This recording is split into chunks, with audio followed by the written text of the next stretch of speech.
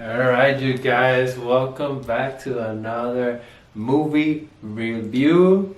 For the first time, we're doing it outside the car.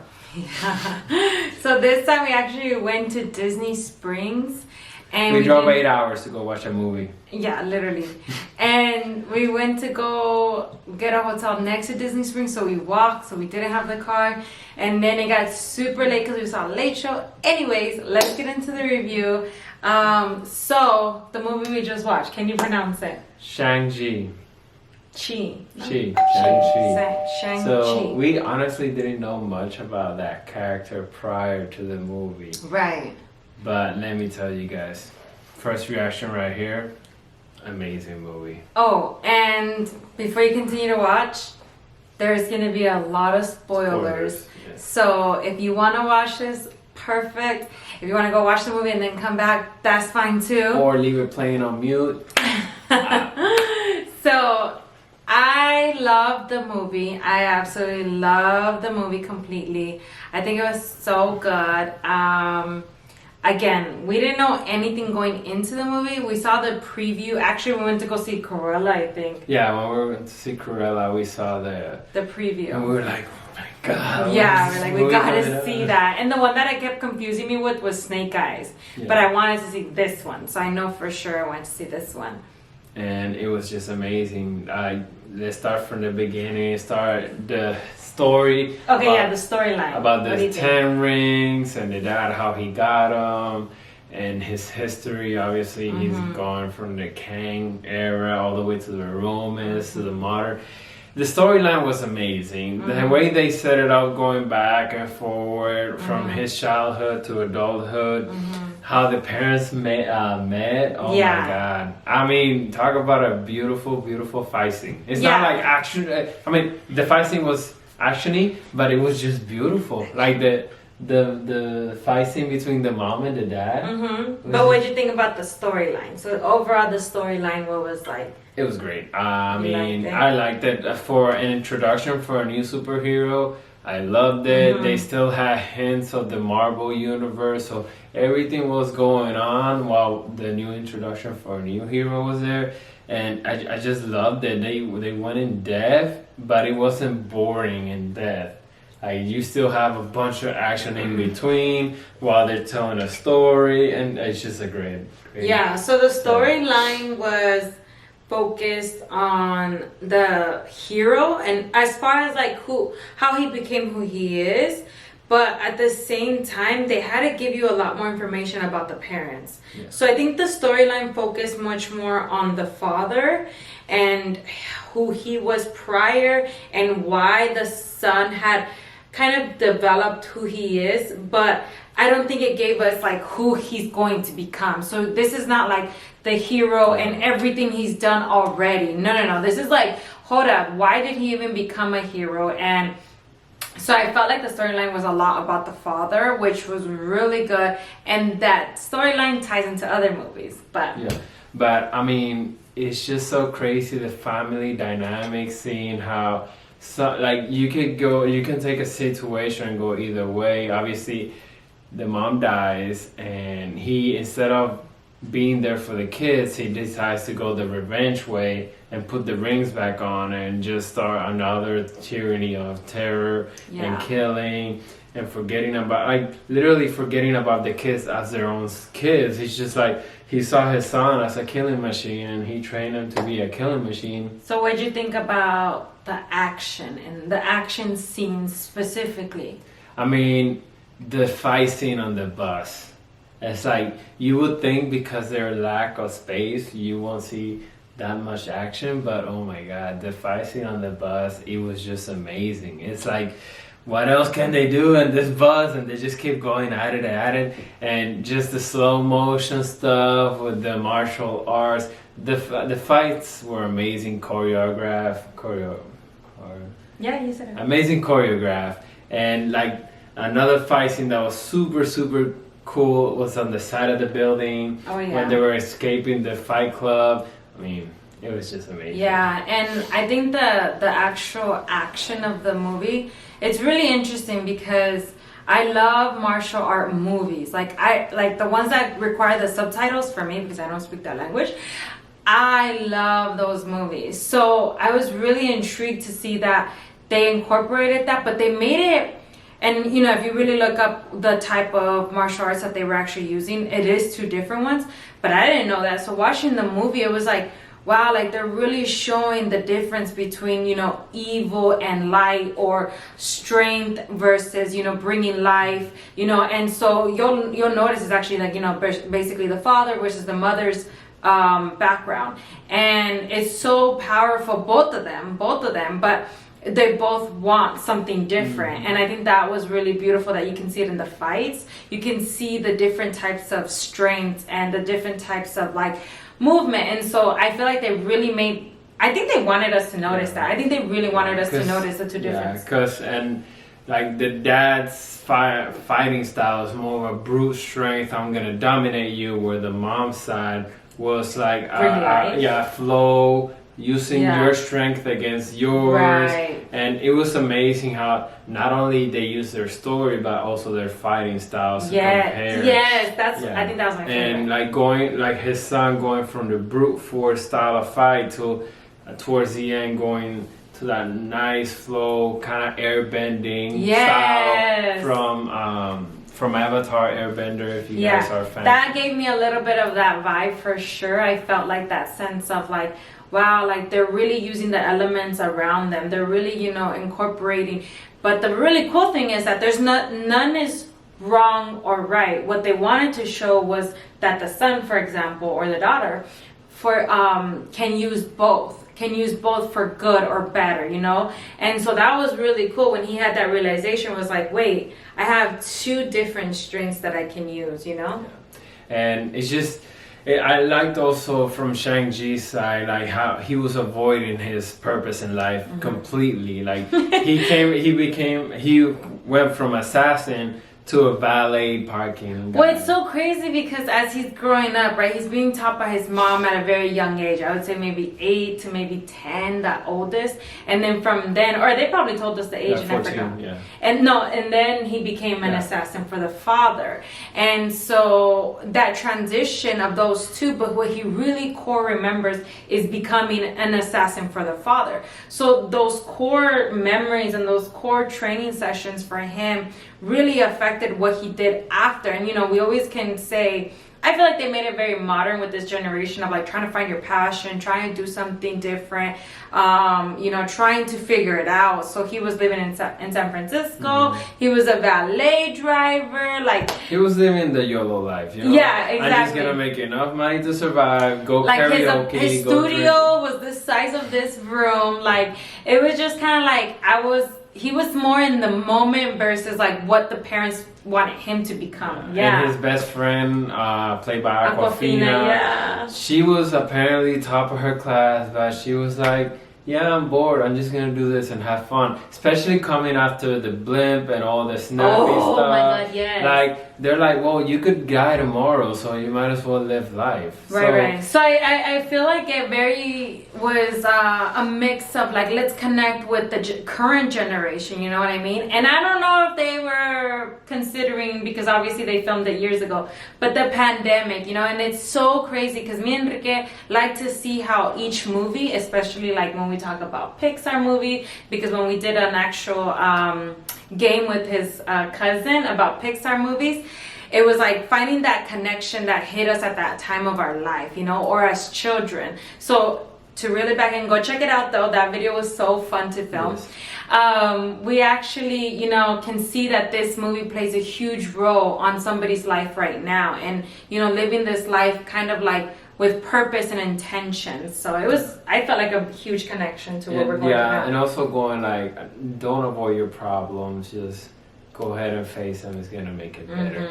But anyway, into the movie, after the fight scene, he loses his necklace that his mom gave him, and the other half was with his sister. So he has to go visit her sister from an address he got from a postcard that he thought his sister got him. So he arrives to the fight club, or come to find out his sister runs a fight club, where we find some characters from other movies. Oh yes, pay attention. Obviously from Doctor Strange. No, there's more, you There's guys. more. There's more. Pay attention. Yes. And one of the cages is one of the Black Widows fighting.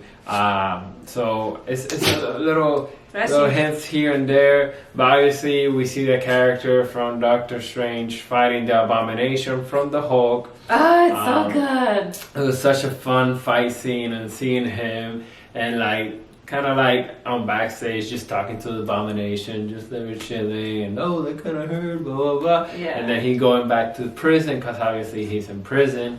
And then the brother and sister fight.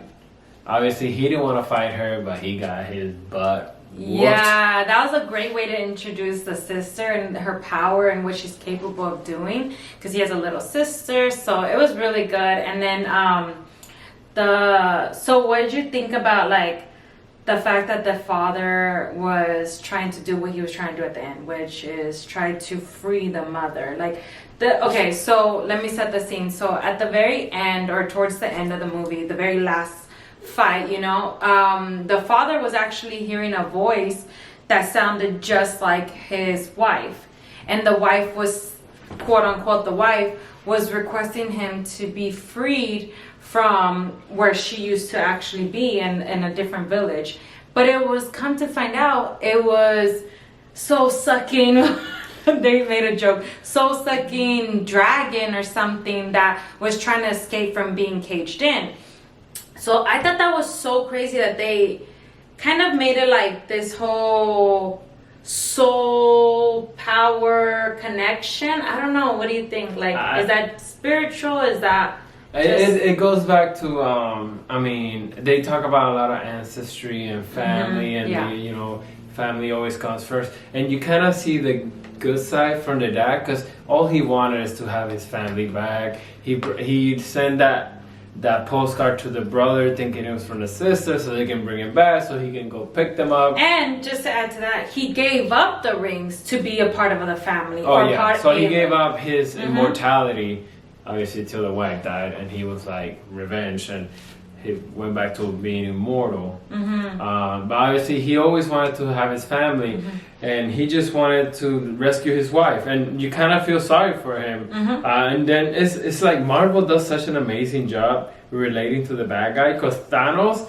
sometimes when you're watching the Infinity War or the Endgame, you're like, man, that kind of makes sense, You're like, you're falling for the bad guy. You're like, man, let me think about it. Maybe he is right. And I felt a lot like that with him. Even though he came from a bad place, all he wanted was to have his family back.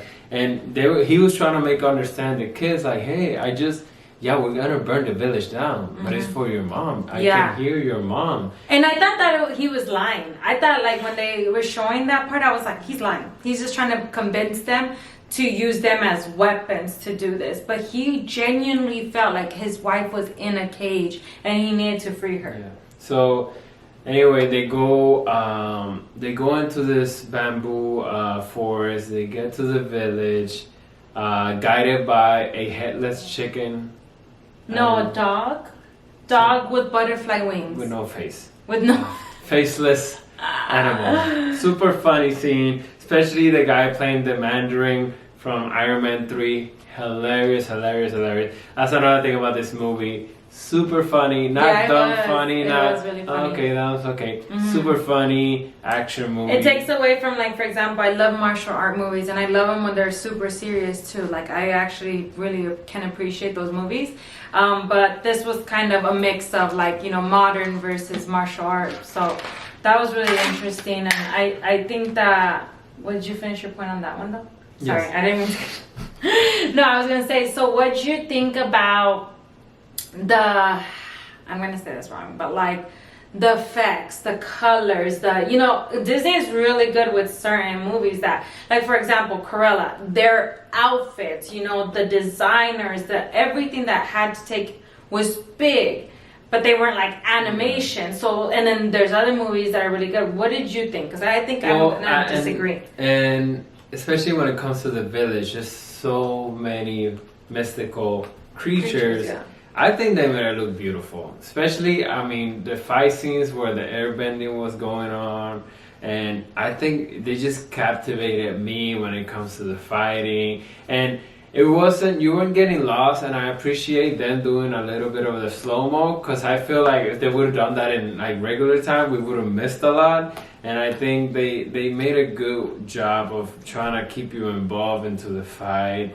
And like especially with the dragon scene, because there's two huge monsters trying to like fight in the sky. I think it was. I was good. Yeah. So my thing is, I'm gonna nitpick it a little bit. I don't think the colors, and I know the movie's like, oh, the gold bracelets and the blue. I don't think the colors were like, oh my God, you know what I mean? Like, give me life. The only part that I did feel like that was when the mystical creatures were there, you know, and maybe that was meant on purpose. And that's when I only felt like, wow, like it felt very Disney to me during mystical creatures, you know, that were in that village. The slow-mo during the action scenes helped me appreciate, you know, what they were doing for sure. But it did not give me like, wow, I've entered a brand new world. Does that make sense? Yeah. But it may not be that intention, because it's super modern, super martial arts mix. It's like all this. It is two different worlds. But I don't know. I just felt like I love Disney movies where you really feel like with Avatar, you feel like you're in a whole nother world. And they had two worlds. It was the regular humans and then the actual creatures. So you actually felt like you went into that world. I don't know. I mean, I just think they made it seem like it was same worlds, different creatures. Right. I kind of, to go against you, I did like making it look like the real world, but just with this extra stuff. Yeah. And obviously, huge fight scene at the end. The dad trying to liberate the mom, which it was the monster, the soul-sucking monster. And the soul-sucking monster, the more souls it gets, obviously the stronger it gets. He knocks out his son into the water, Shang-Chi. Then he breathed the dragon's breath, and he kind of awakes, and he gets out of the water. So that scene was like amazing. Life, yeah, giving the dragon, giving him life. Yeah, and they used like some stuff into the village, like the car driving through the bamboo. Like for me, that didn't feel like I was in a different world, but it was really good. It was still very great. Obviously, my eyes were like glued to the screen. But if that can be any critique, that would be my critique towards it.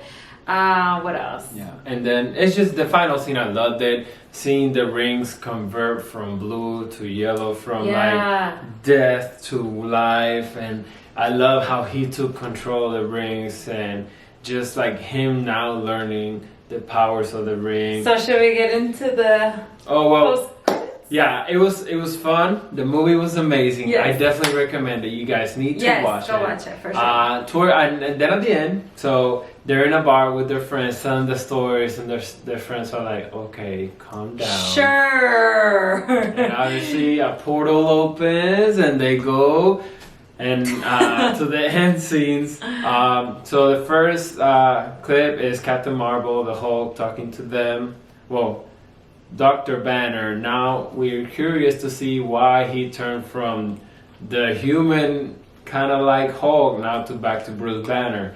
His arm is still messed up from the snap, and so they're talking about, well, how old are these rings? And Shang-Chi says it's about 1,000 years. That was his guesstimate. And Bruce Banner saying, well, they seem older and from out of this world because they're not made from materials of this world.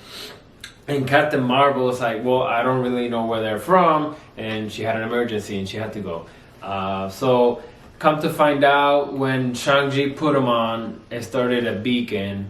So now it's sending it a signal to the Eternals, which is another movie that's gonna come out soon. Or it's what universe? What world? Especially with multiverse. The Multiverse of Madness, Doctor Strange coming up. So it's gonna be interesting. I love the direction the MCU is going. Yeah, it's so crazy. This the last new phase. Yep.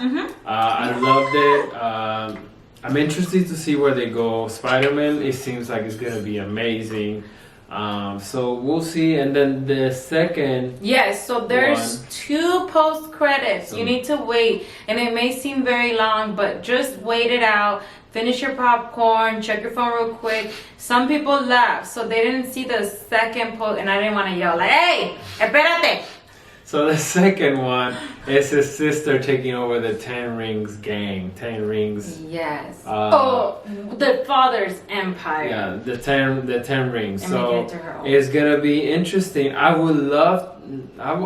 I think I would love more to see a Disney Plus series on that, because I feel like they can expand more. Oh yeah. I didn't Than think a about that. movie. I feel like in a movie it'll be like, oh great, one bad guy, that's it. Where if they make a series, they can tie it into the movies and tell a little bit of the story of what his sister was doing when she was gone for all those years, and how she's gonna, When he was gone. yeah, and what, she now was he's gonna, what she's gonna do with the organization now. So personally, I would love to see a. Yeah, because like if they did a series, right? So if they did a series and a little bit of background of her, like what happened during that time and what she learned and how she became so capable and an entrepreneur, right, to build her own empire.